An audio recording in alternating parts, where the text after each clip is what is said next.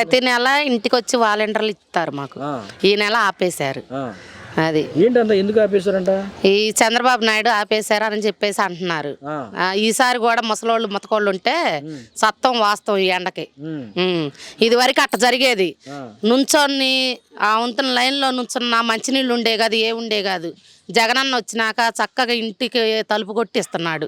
నెల నెల ఇంటికి వచ్చి 4ంటికే వచ్చేస్తారు వాలంటీర్లు. 4ంటికి 5ంటికల్లా చేతిలో డబ్బులు పడిపోతాయి. మాకు ఈ నెల వస్తాయి అనుకున్నాం. ఈ నెల రానికోకుండా చేశాడు చంద్రబాబు నాయుడు. ఇటువంటి దుర్మార్గ పనులు మరి ఎట్లా ఏంటి పరిస్థితి ఏంటి? అరికట్టాలండి.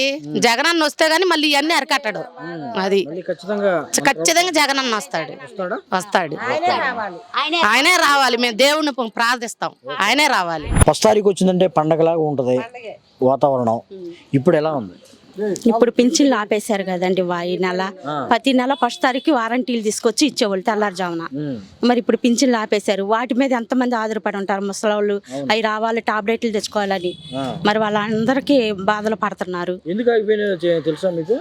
చంద్రబాబు ఆపాడని అంటున్నారు. అది మరి అసలు ఏంటి వృద్ధులకి పేదలకి అందటం ఆయనకి ఇష్టం లేదా ఏంటి? అట్లానే ఉందా? ఏమోనండి, మరి అలాగ అనుకుంటున్నాం. మరి పింఛన్లు ఇవ్వాలి కదండి. ఎప్పుడు రేషన్ బియ్యం అయినా పింఛన్ అయినా ఏ పార్టీ వచ్చినా అవి ఆగవు కదా. మరి ఈ నెల ఆగిపోయినాయి కదా. మరి వాలంటీర్లు 5ంటికల్లా పింఛన్లు ఇచ్చేస్తారండి. ఇదివరకు అయితే ఎండలో నిలబడి తిరిగి తీసుకొచ్చుకునే వాళ్ళు. ఇప్పుడు అట్లా లేకుండా జగన్ అన్న గెలిచిన కానిచ్చి ఇంటి ముందుకొచ్చి వాలంటీర్లు తెల్లారుజామునే 5ంటికల్లా పింఛన్లు ఇచ్చేస్తున్నారు. మరి ఇప్పుడు ఈ నెల ఆగిపోయింది. జనం అంతా బాధలు పడుతున్నారు.